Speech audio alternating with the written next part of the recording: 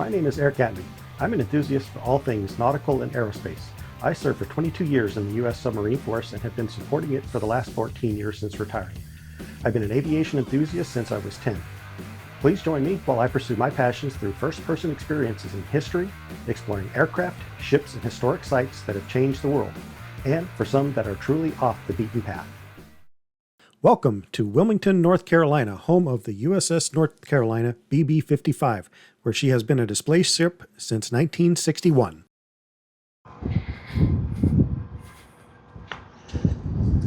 Okay, stepping aboard the USS North Carolina BB-55. First thing you'll notice is one of the 16-inch turrets. And just to give you an idea of the size of the projectile, I'll put human hand for scale.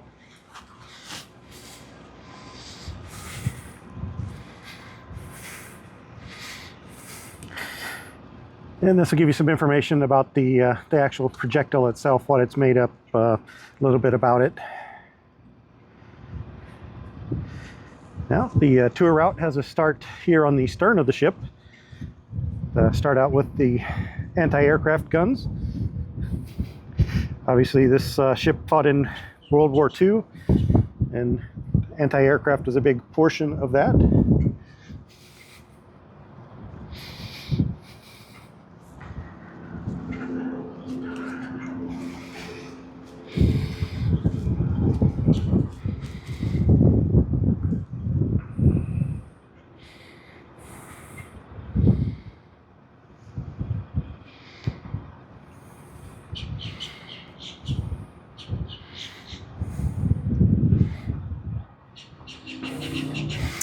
Going to continue on here towards the actual stern of the ship. She is equipped to handle aircraft, recovered via this big crane boom that would swing out over the side of the ship to allow them to recover the aircraft. What I don't see on here was the launching mechanism that some of the earlier ships had. That looks like they would just place this one directly in the water and they would power off under their own. Some of the other earlier attempts had a actual launch ramp. Oh, it's going to tell me about it here.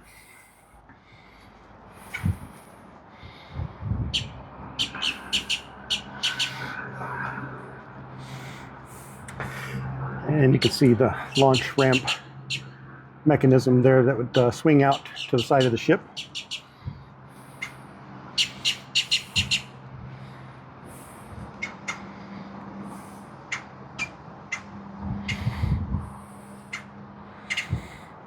And this will show how it was recovered using the boom crane.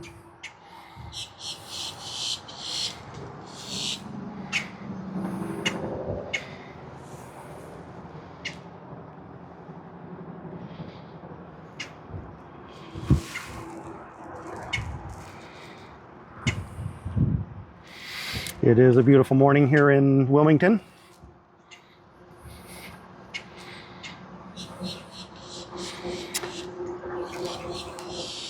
And we're going to continue on back here to the actual stern of the ship.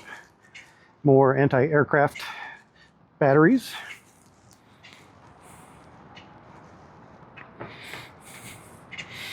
And I'll give you a look downtown Wilmington.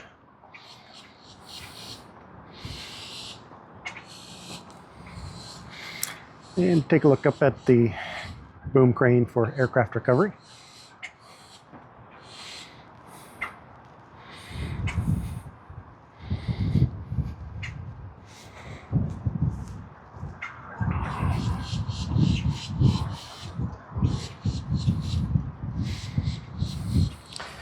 So you can get the idea of just how massive this ship is when you look from beam to beam. Now you walk up a little closer to the gun mount.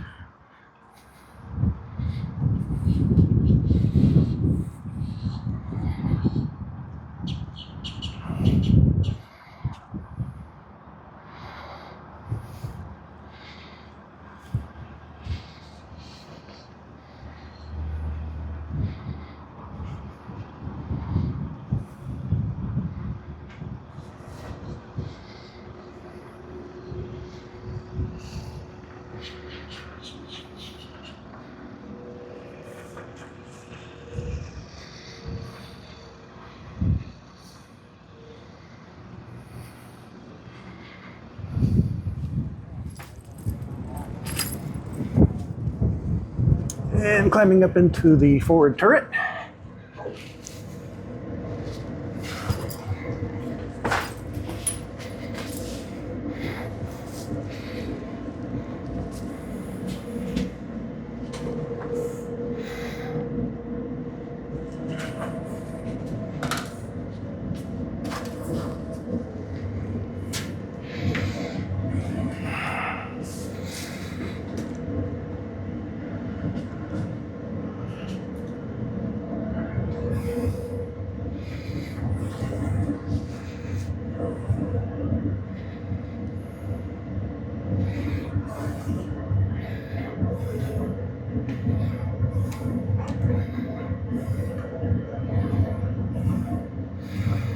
You can see the actual loading ramp into the breech of the gun.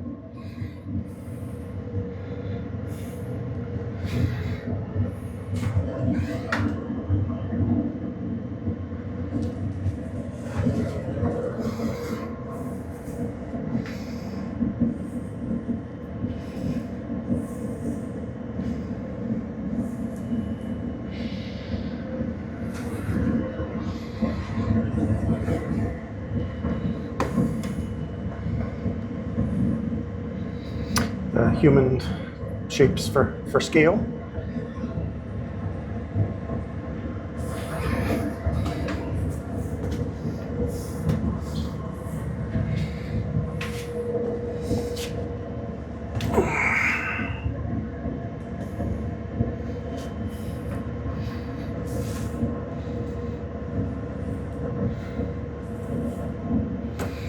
These were the powder charges that actually provided the explosive force to push the projectile out.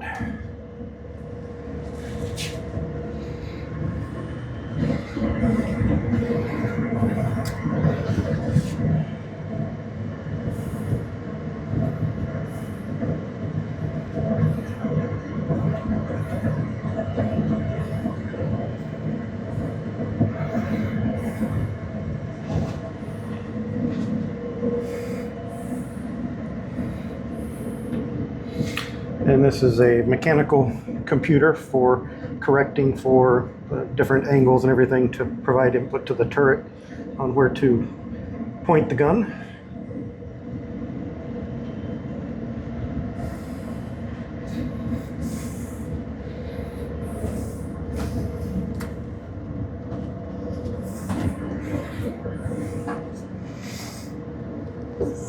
Big hydraulic motor to rotate.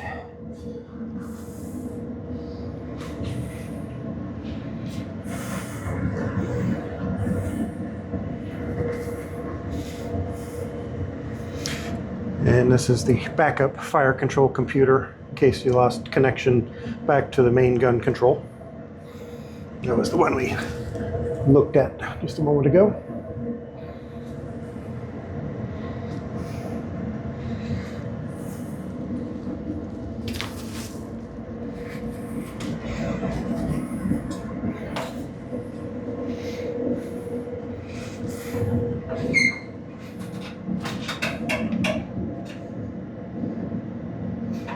And that's optical sight range inputs, bearing, and once again optical.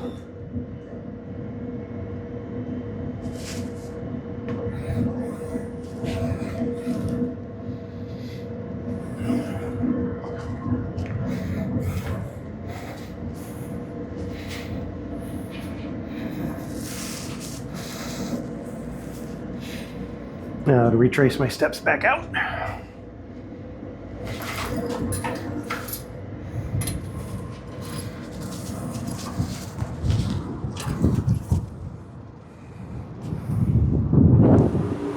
And we're coming up to turret number 2 now.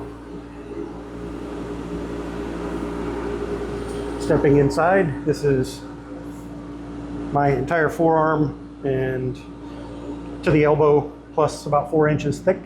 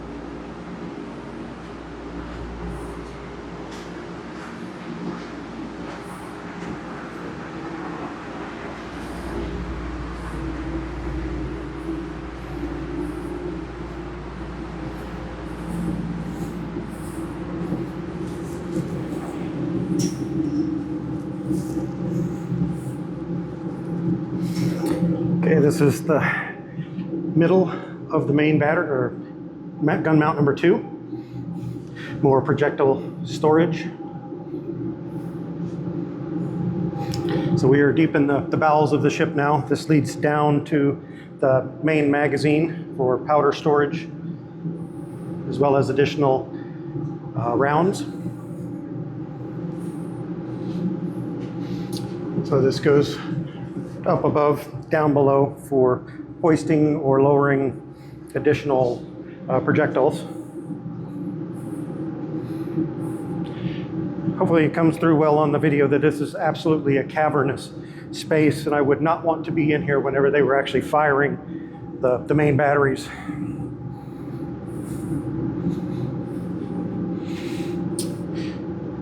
And this is for powder coming up from the magazine. This gives you a good view of one of them coming up.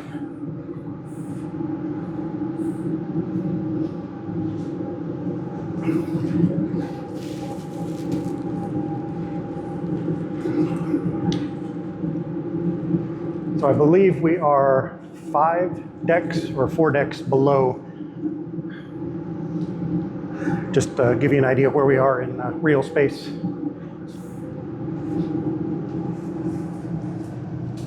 More powder transfer.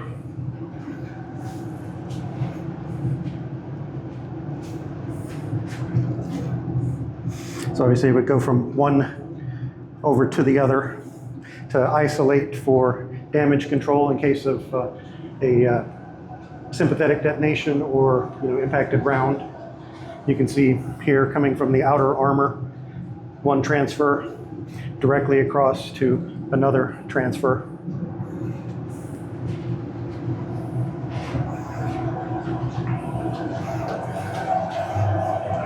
Okay, powder magazine.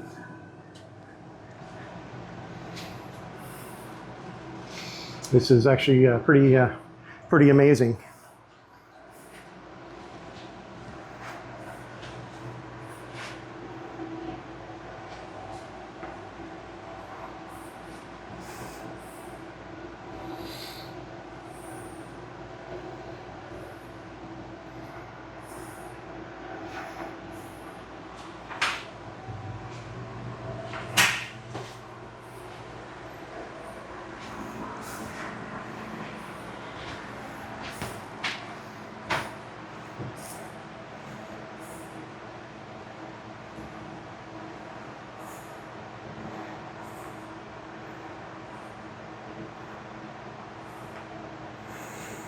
It's just highlighting that it takes 2 different types of powder to make the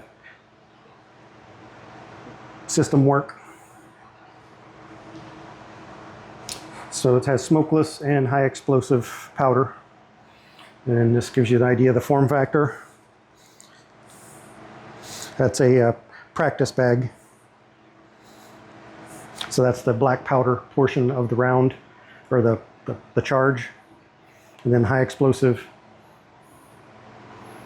And this is just the opposite side of one of those passing mechanisms.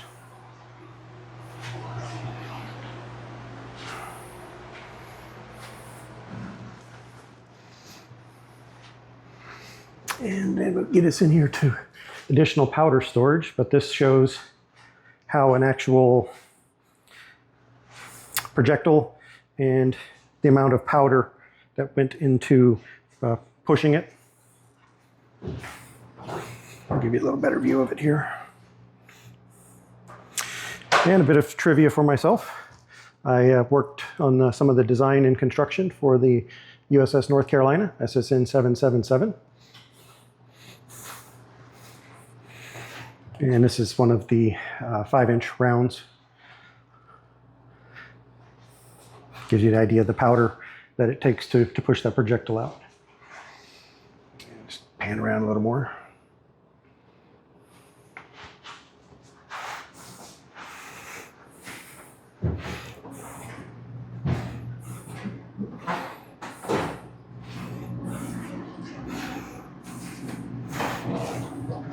Another transfer trunk. So blast shield to drop down in when not in use.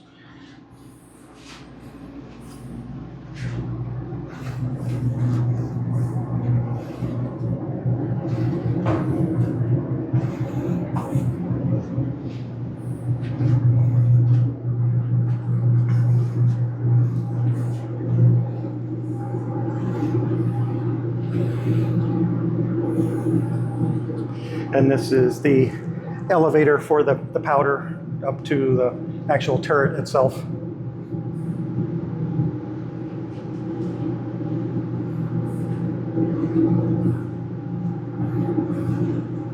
And we came down that access ladder and then went through the forward portions of the powder magazine.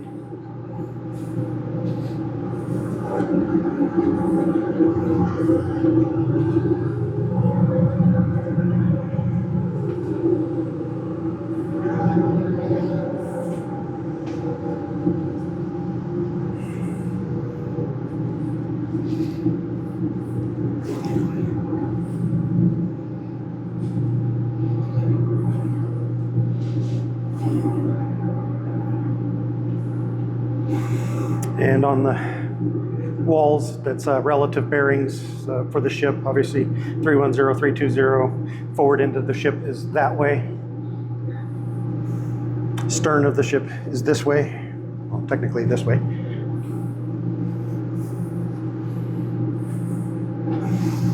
So I would be looking directly forward at this point.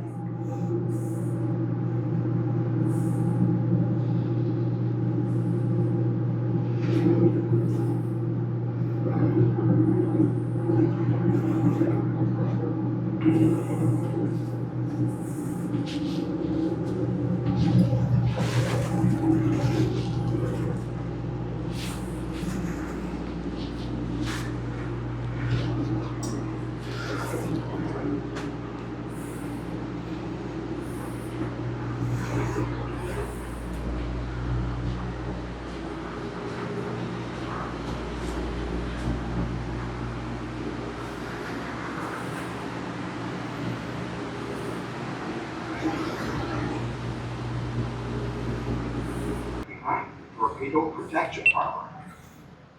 In front of you are two mechanical analog ballistic computers with the 16-inch main battery guns. They are Mark 8 Rangekeeper computers built by the Ford Instrument Company. They are part of the ship's Mark 38 gunfire control system.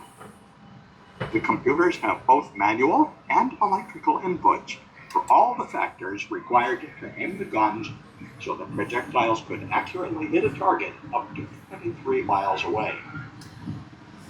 The ship's speed and bearing, and the target's bearing and range. And this shows where we are in real space on the ship. Along with wind speed, wind direction, and the ship's roll, pitch, and drift. 24 other factors were entered into the computers as well.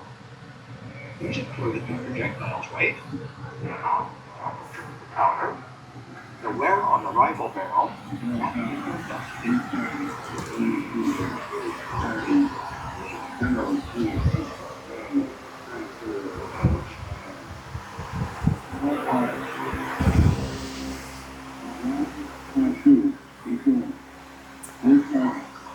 Switchboard, fuses, breakers, action cutout switches. And this gives an idea of the effective range of the North Carolina's weapons laid over a map.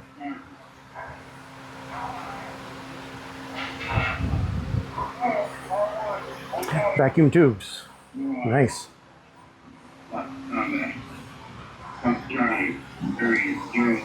Radar console. But these were mechanical computers to take in the inputs to compensate for ship's motion, wind speed, to more accurately place the rounds.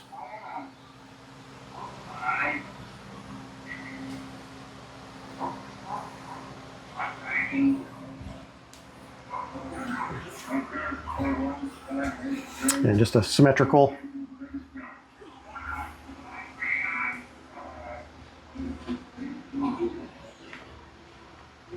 This was for the 5-inch guns.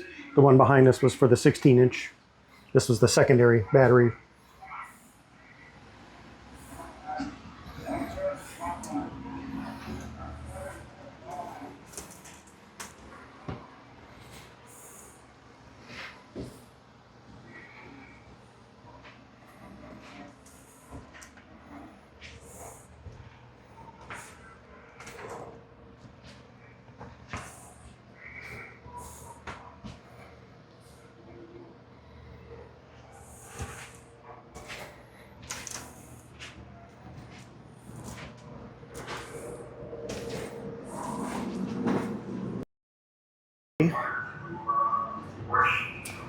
Okay, so far we've gone back here to the catapult, into the turret, down here into the galley, and then we're going to be going down to the engine rooms.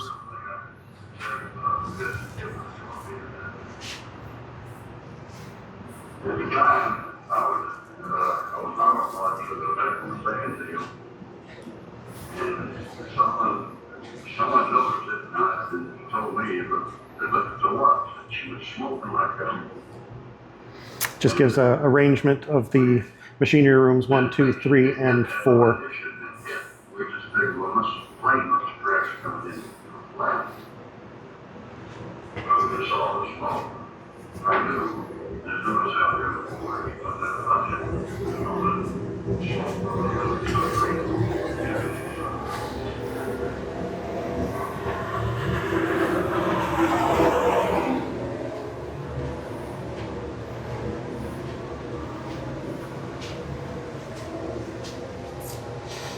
And this is related to magazine, but using refrigeration to keep the ammunition cool.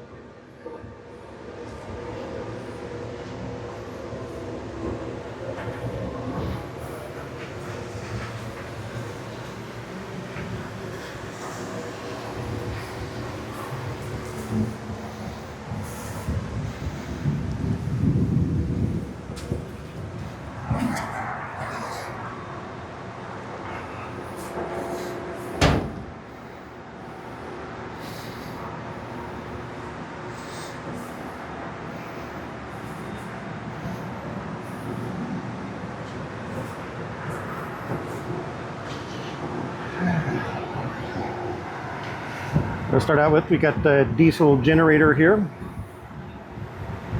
So that provides emergency power to the emergency switchboard.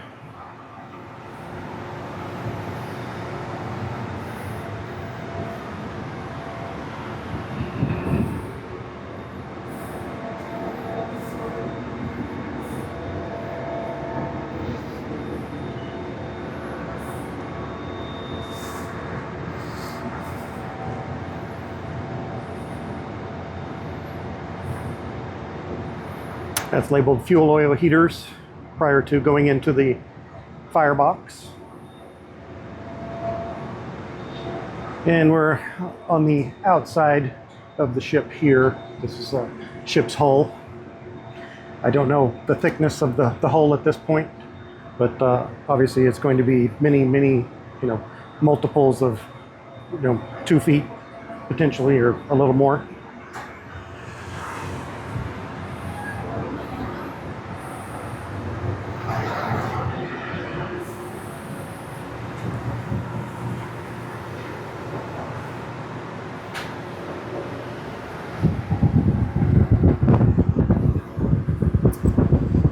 Air compressor.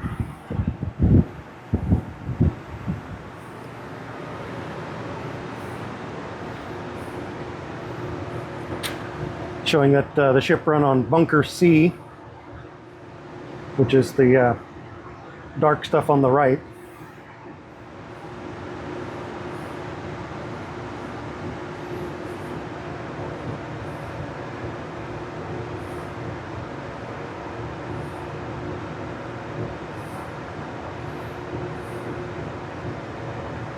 And you can see here from the placard that says that the ship could store 2 million gallons of bunker C fuel and 221,000 gallons of diesel fuel oil.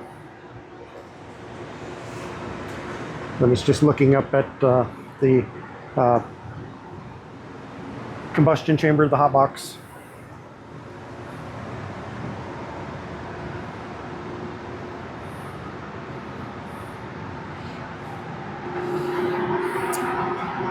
Actual boilers. They are quite massive, span multiple decks. I'm standing on a grill, you know, and you can see down to the next lower level, and it continues on even below that. So that was boiler 7. This is boiler 8. Give you a better looking around. Obviously controls for flume and exhaust and how to regulate the air in and out.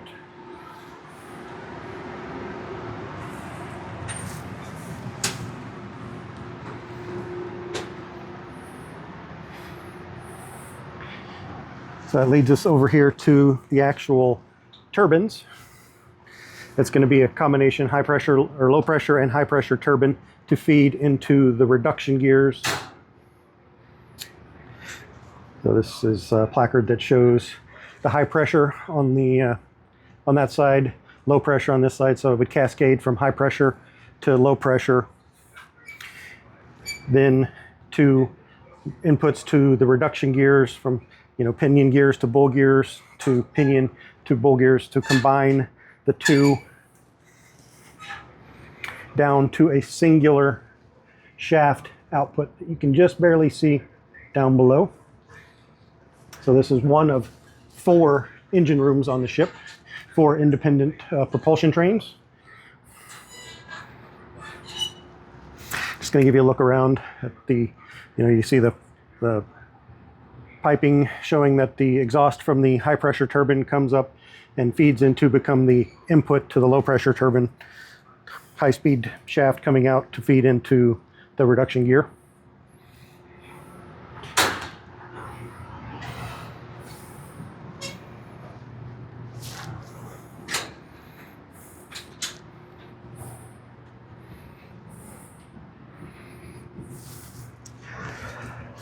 And this would be where you controlled the propulsion, or the actual propulsion for this particular shaft. There'd be one just like it in each of the 4 machinery rooms. This is in machinery room number 4.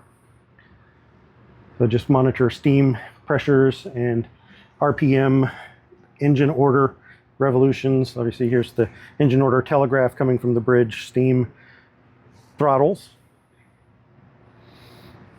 and alarms of various nature, exhaust system, fans.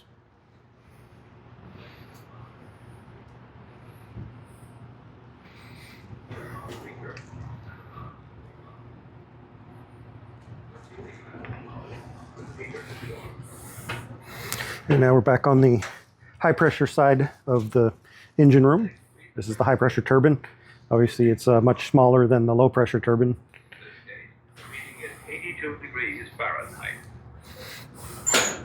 So this is going to show, look in and see, feeds to the high-speed pinion gear there, to bull gear, which feeds to another pinion to bull gear, and then to combining of the two high pressure, low pressure sides of the reduction gear.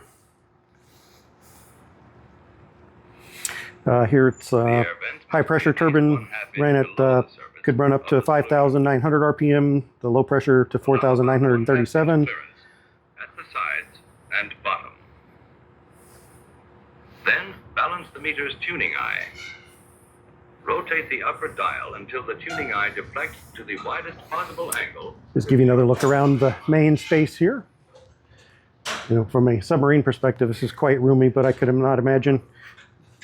So this is second propeller shaft coming through here from a different engine room, coming through bearing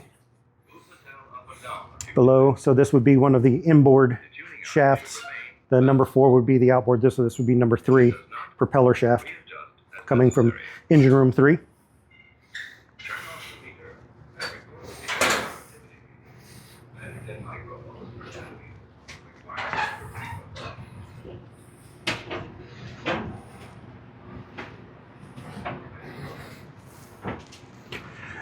Okay, now we're going to crawl our way back up out of the main space here.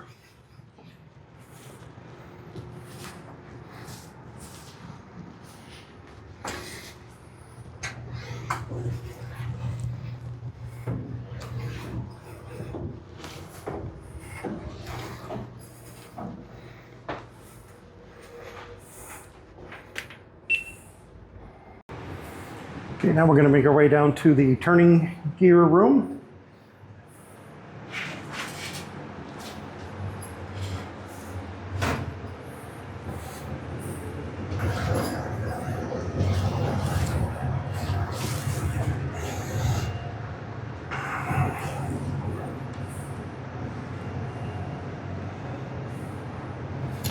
So indications for rudder, left, right, feeding from, this would be where you could take local control of the rudder from. And you can see there's symmetrical setup here.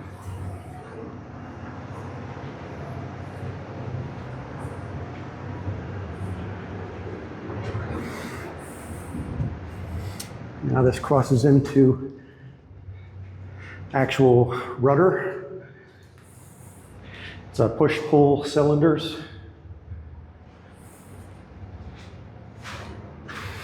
These things are absolutely massive. I'm hopeful that the scale comes through on the video. I see Mark 1 Mod 0 hand here. Look back at the hydraulic cylinders to rotate this yoke down to the rudder itself.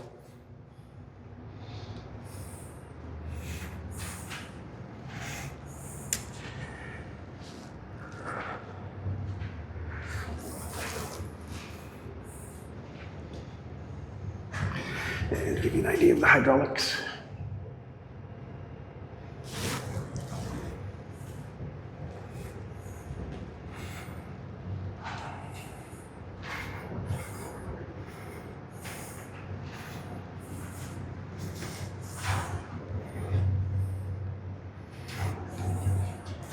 And to give you an idea of the hydraulic cylinder size.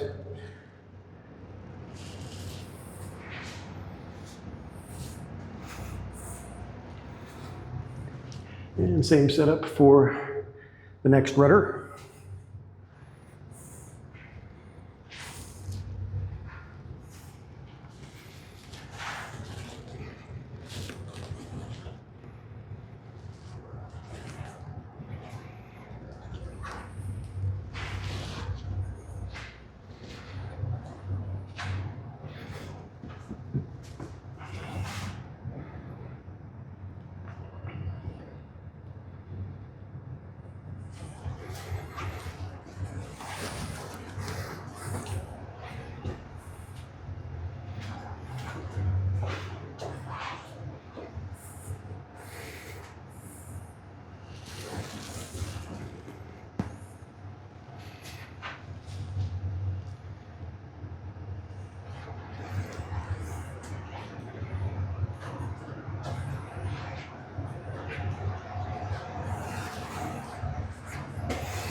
And this picture shows how the rudders look down below the water line, one right behind each of the propellers.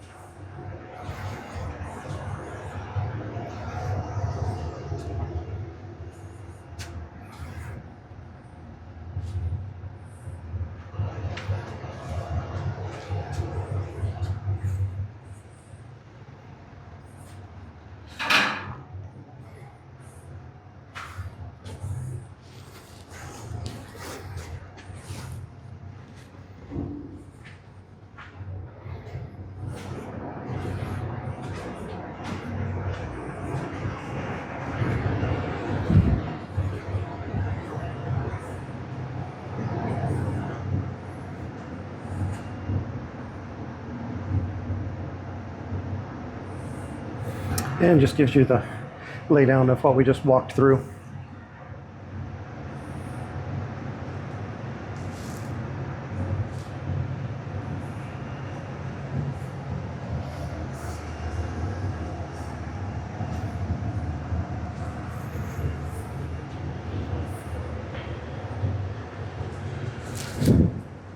And just give you an idea of how thick the armor plating inside is. This is my hand, so that's what, nominally about 6 inches thick. Of starting of the tour.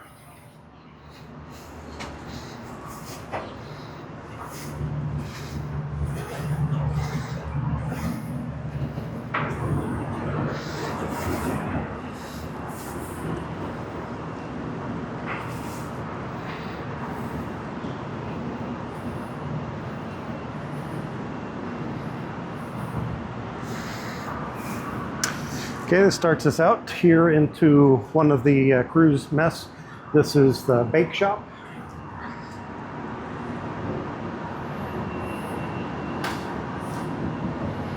Obviously very large mixers. They're having to provide food service for thousands of sailors and Marines per day.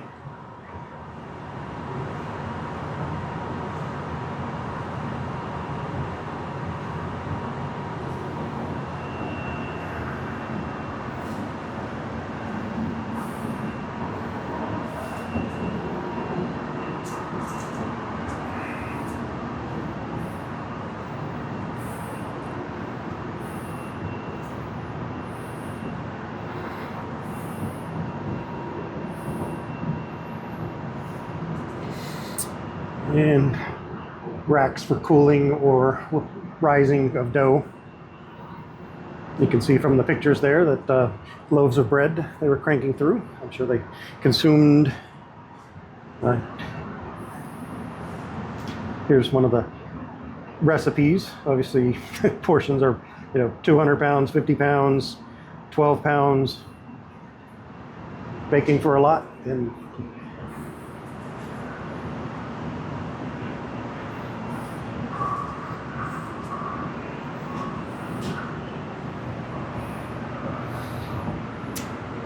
this is a small chapel.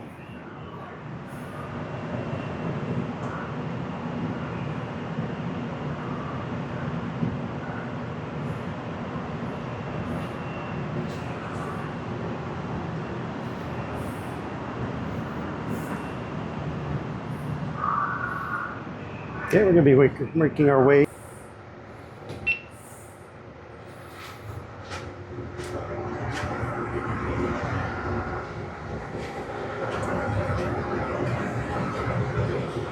And this would be the port side of the crew's mess, ship's post office.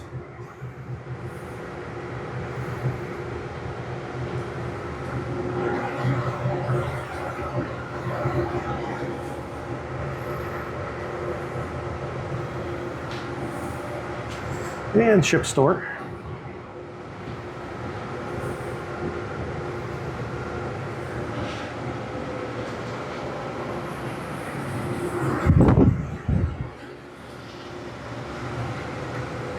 And garbage grinder.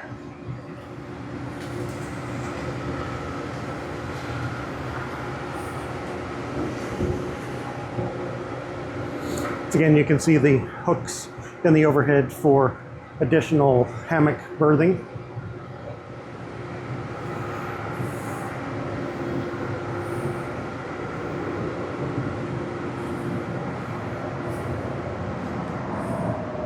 And we're coming up on the other side of the scullery. We went down the starboard side, now we're on the port.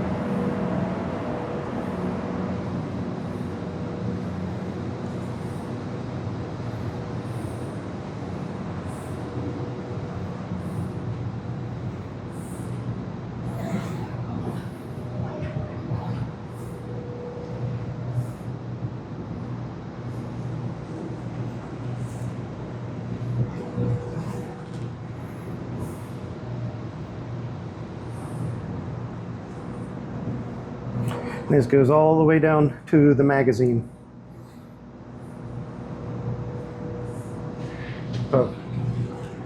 Loading from main deck up, you can load directly down into the magazine.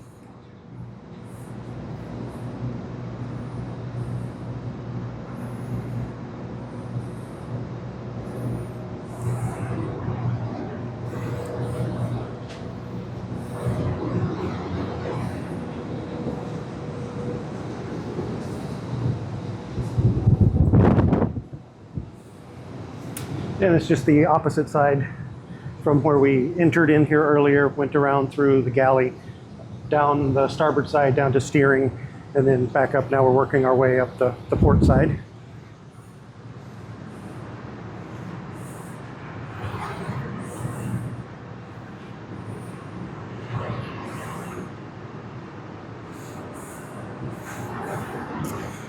And projector room. This could serve as, you can see the screen mount up here in the overhead for projecting films of various entertainment, training, or news.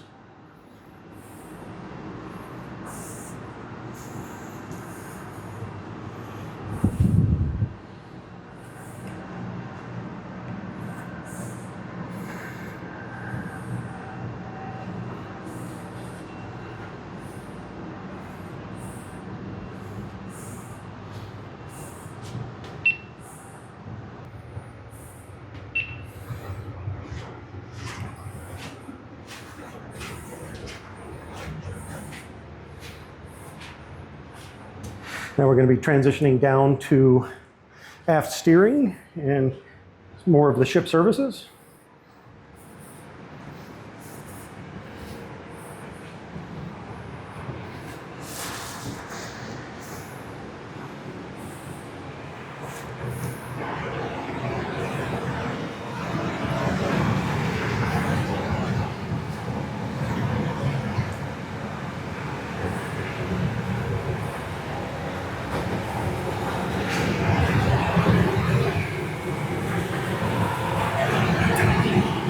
Laundry for sheets, trousers, shirts, pressing.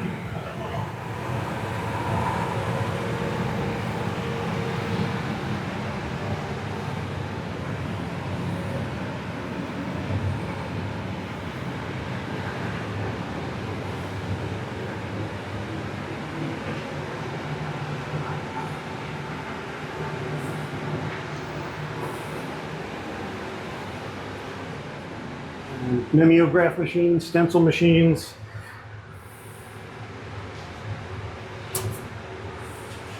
You can see the far side out there says this is the photo dark room. The printing press.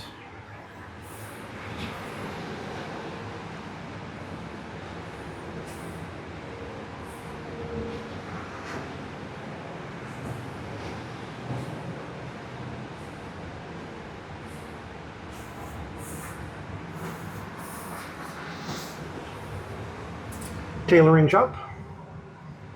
Obviously, you've noticed in every space there has been bunks for the sailors who supported that particular function. These were berths for the personnel that worked in the laundry and other portions of the services back here. Shoe shop.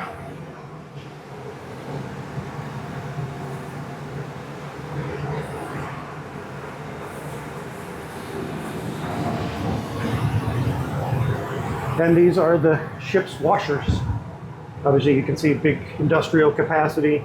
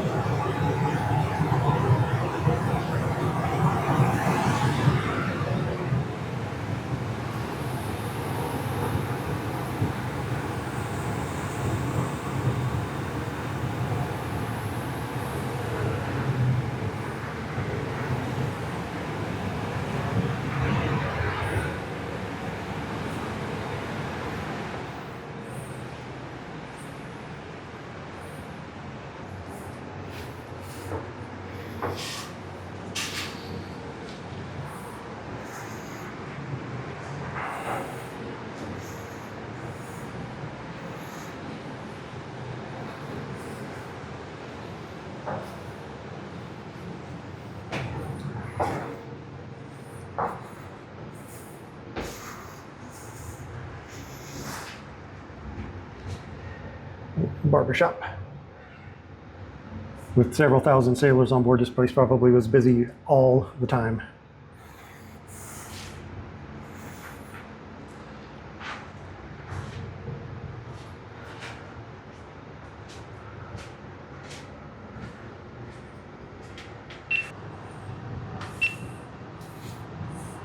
Now we're transitioning into enlisted berthing.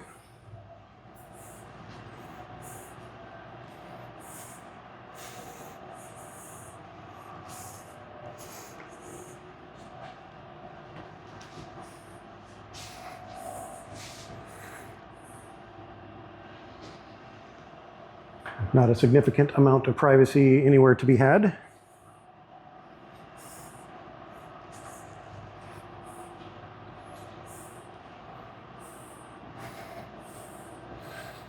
And you can see by the general amount of storage space that each sailor was afforded, you know, precious little, just basically all you had for your uniform, some small amount of personal gear, and then whatever you could hang up in other places.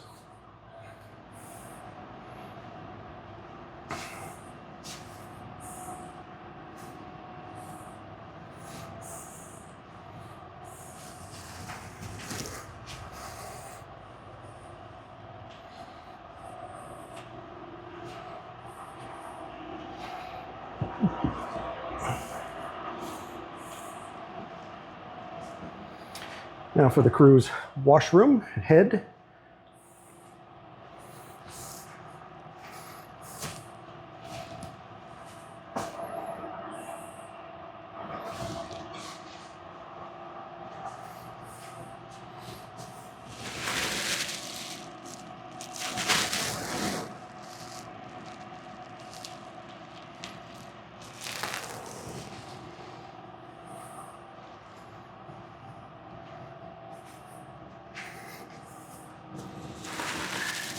Such modern creature comforts.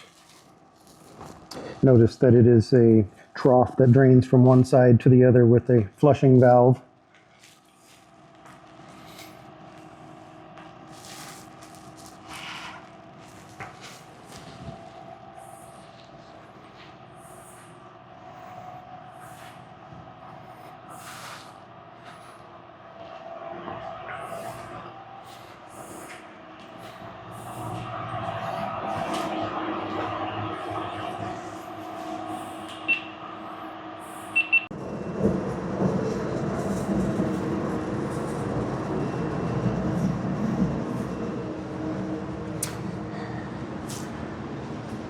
Ship's machine shop.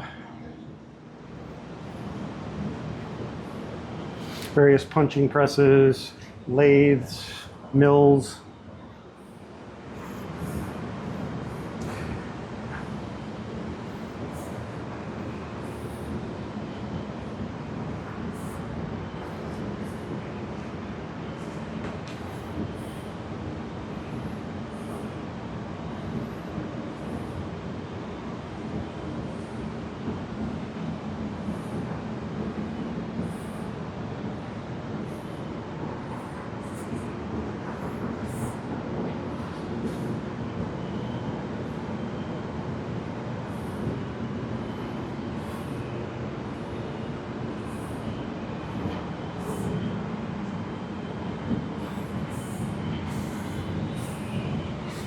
And different size stock and different types of stock.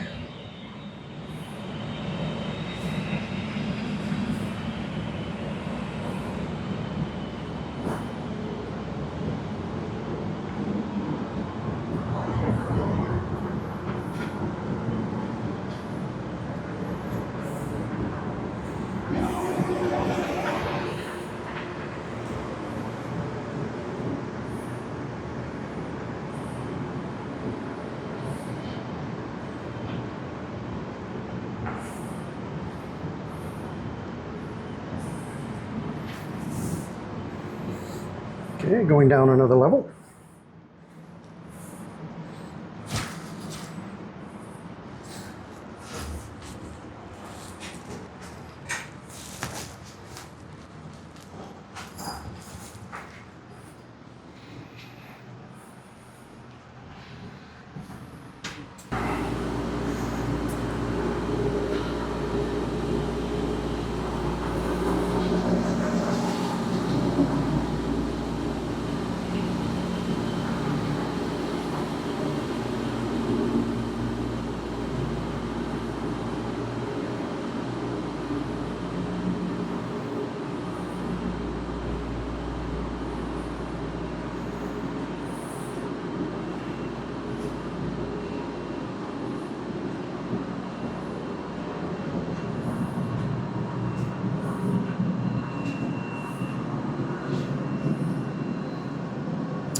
damage control.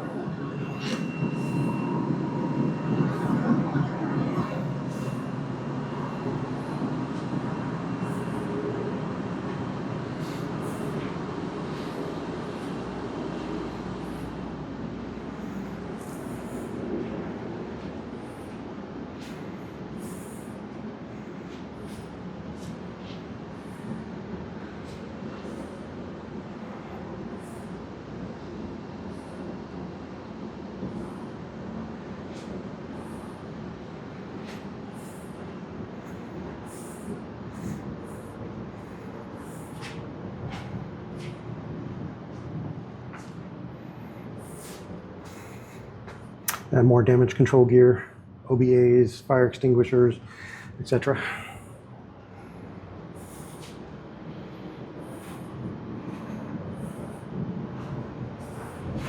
And we've been in here before.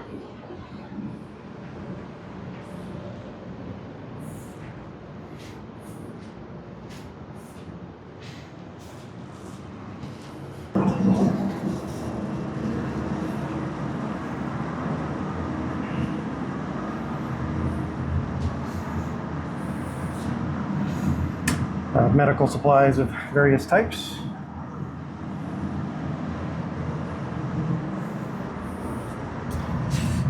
Lovely dentist office.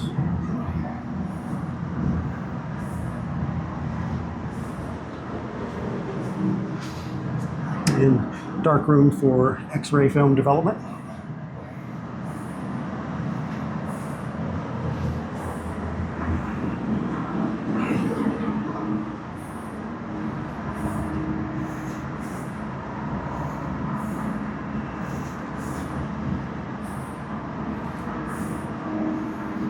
Dispensary, aka pharmacy.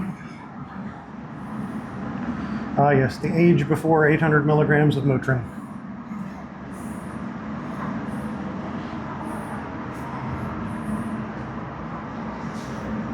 And for the doctors.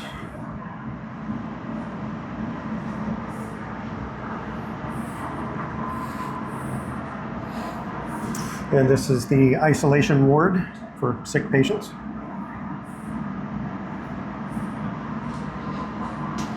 And this is the operating room.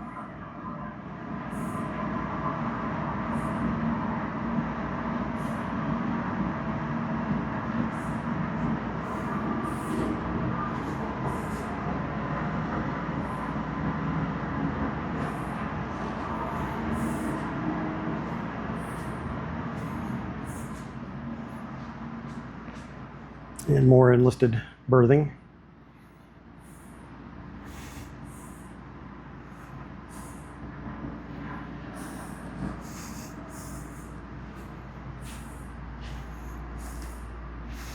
This is the sick ward. That would explain the difference in the bed types. You notice these have frames on them, where the others throughout the enlisted berthing did not have frames upon them.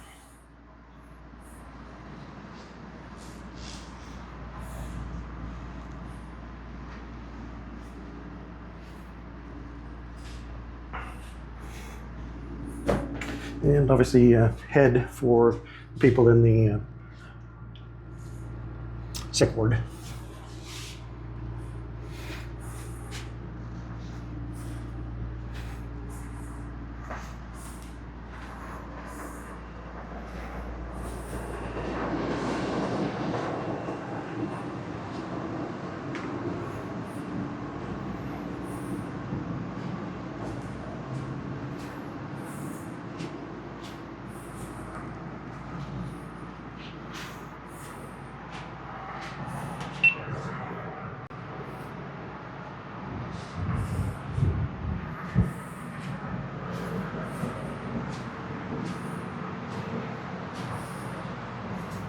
Warrant officer's pantry.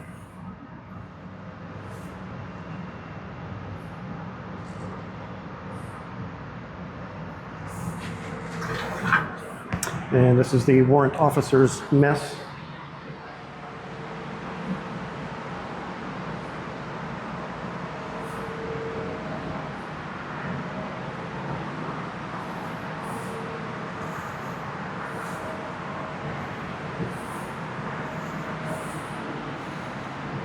And this is a picture of what it looked like when it was in service.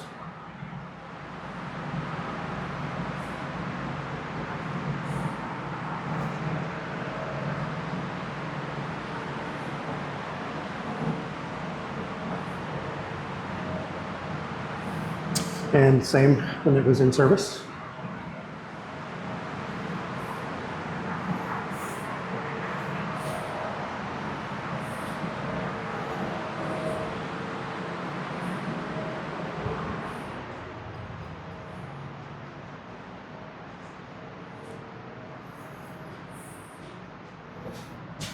It's an officer stateroom. This is for the supply officer.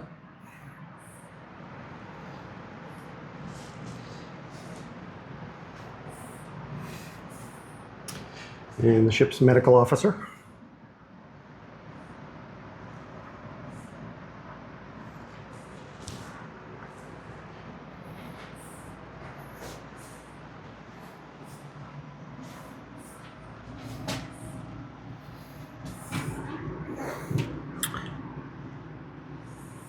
I'm assuming an administrative officer. I don't see a label placard.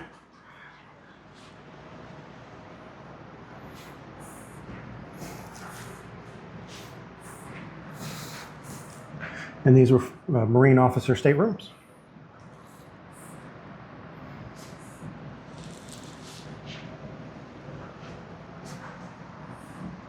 Repair division.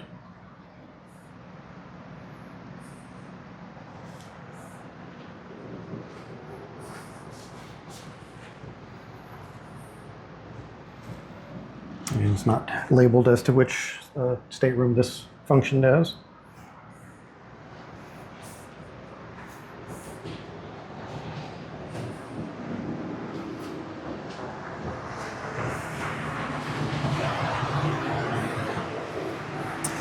And ship's office, typing, mimeograph, clerk typists, personnel and dispersing clerks.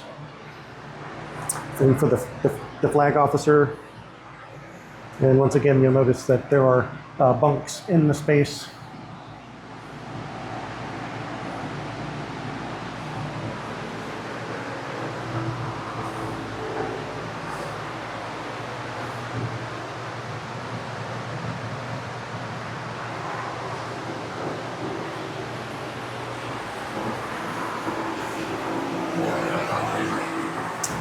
And this is supply office.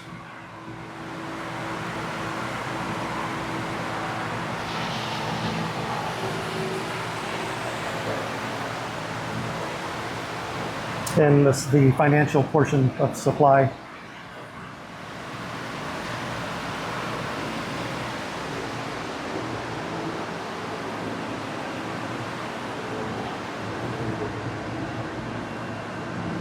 And this is the gunnery officer's office.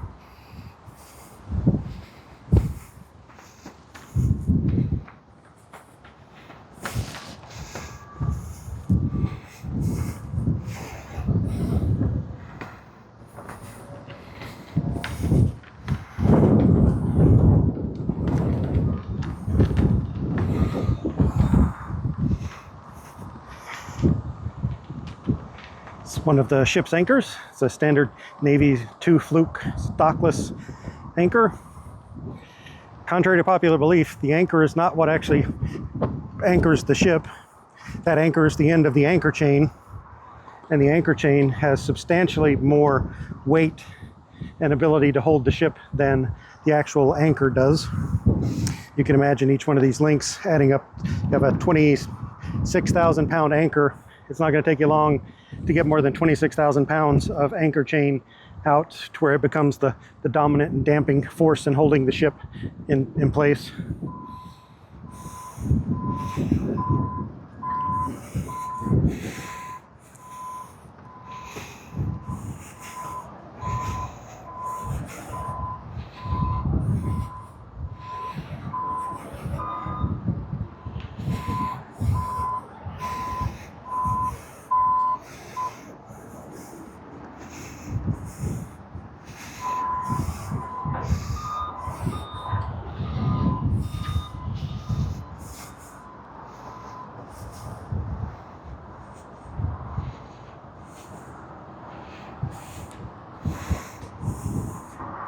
And this is equipment on the forecastle.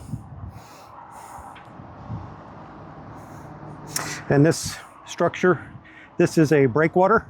Obviously the ship has fairly low freeboard to the size of it is, so you will take water over the bow of the ship and have waves cascading down. This breaks it up and pushes it around the gun turrets and relieves a lot of water pressure as it comes around and directs it off of the ship. Other ships that have used this, if you're familiar with the cruise ships, the Queen Elizabeth II, QE2, and the Queen Mary II, they both have this function. They are designed to operate in all sea states, all weather, and this is one of the functions that helps get water off of the ship and away from the rest of it.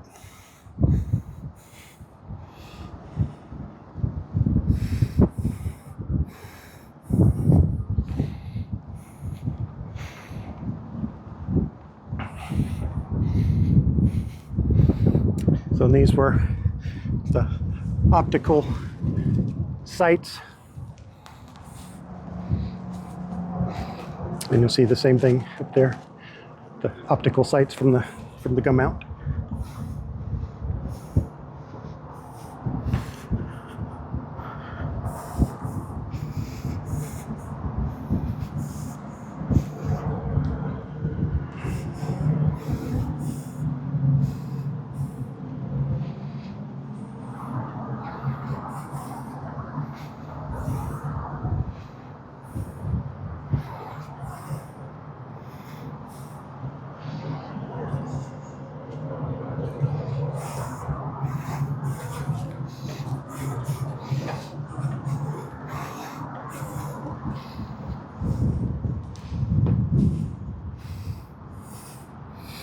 Good look at the 5-inch mount, plural mounts. You can see them across there. And look back across the main deck forecastle and 1 and 2 turrets.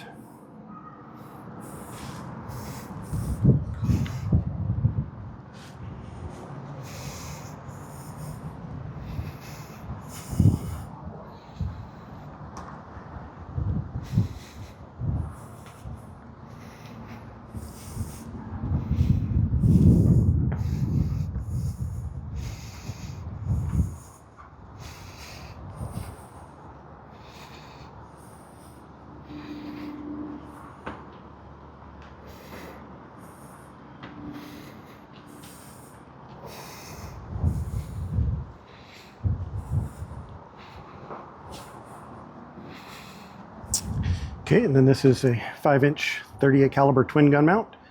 This gives you an idea of what we are up here on the main deck. The upper hoist ends up here, down through, crosses 3 decks for initial storage, and then you can see these elevators that go down further deep into the ship for more.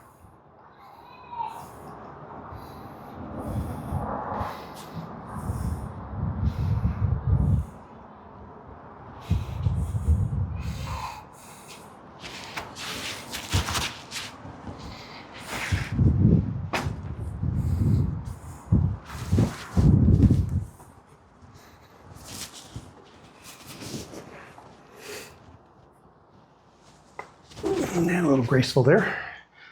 So this is the interior of the mount.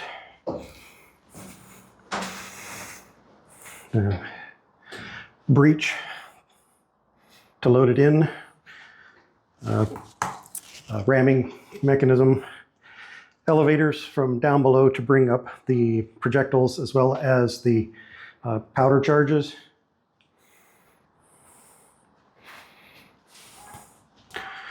I'm just going to pan around and give you an idea of the inside of the gun mount.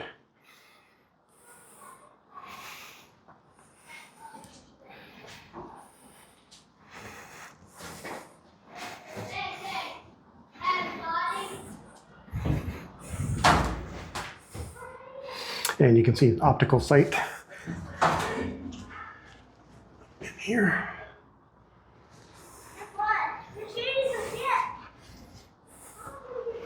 What's in there? Oh, somebody.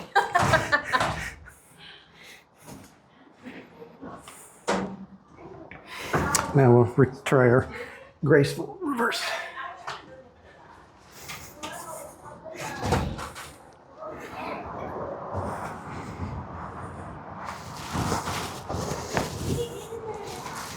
Yep, graceful.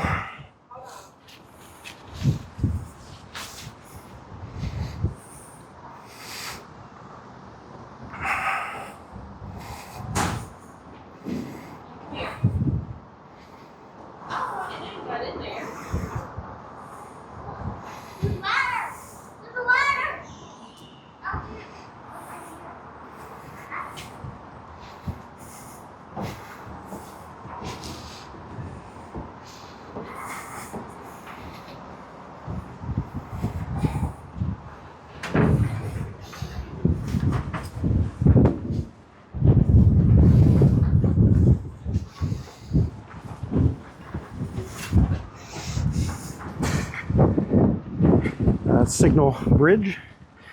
Obviously the quartermasters have number, letter flags, code flags for every occasion.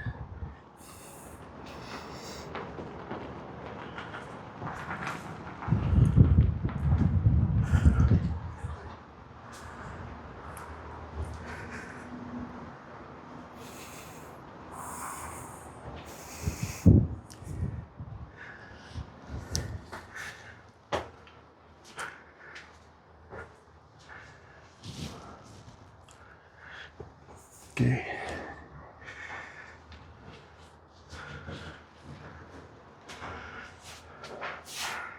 Okay, Combat Information Center.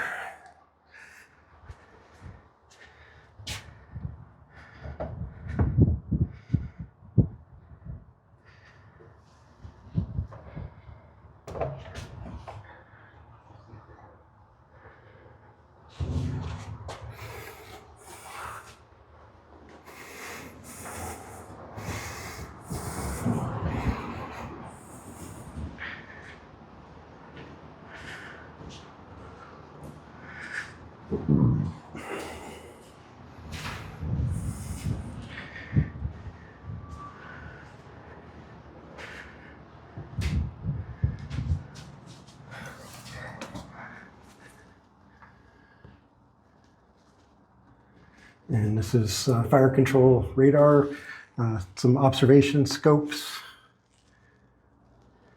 This place is a fortress. It's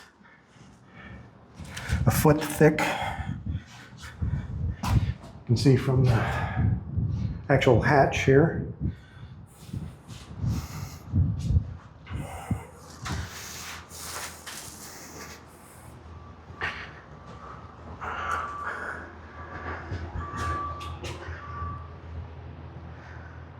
And this is the flag plot. This is where the flag officer embarked would get his information and updates at and from.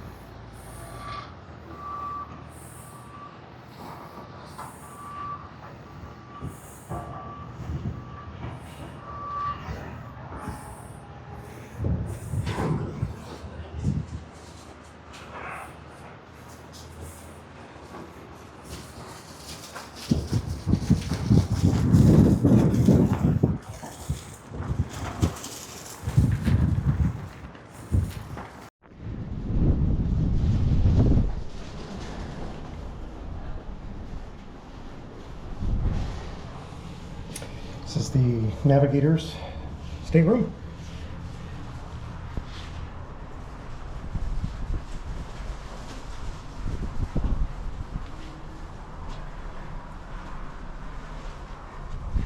Commanding officer's sea cabin.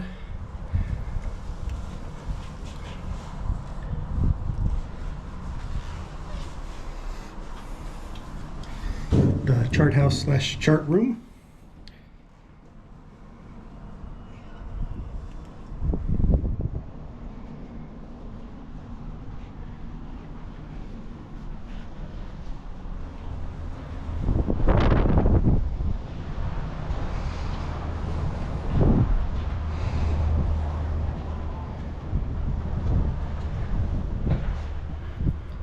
And the ship's bridge.